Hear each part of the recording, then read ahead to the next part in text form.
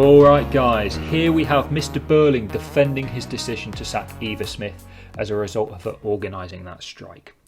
Now, when he's talking about coming down on these people, I think coming down is a really good phrase to zoom in on here. It's obviously just a standard phrase that people use, but it also suggests that Mr. Burling thinks he's above these people. If he's going to come down on them, he's got to be above them in the first place. So I think it's a wonderful little thing to zoom in on. Secondly, the adverb sharply. It connotes pain and suggests to me that Burling knows what he will be causing his workers by firing them or by paying them inferior wages to what they need to survive.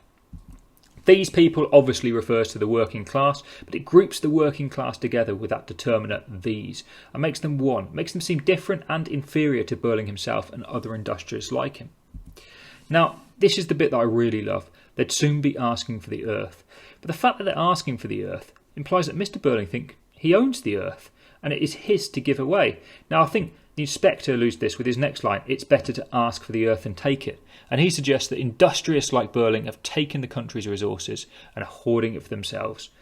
If we look in the context box at the bottom there, we can see that after the horrific, deadly working conditions of the early days in the Industrial Revolution, by 1945, when this play was written, the trade union movements had begun to grow and workers had begun to organise strikes for better pay and conditions. And the working conditions for all of the working class at this point was far, far better than in Burling's day and certainly in the century beforehand.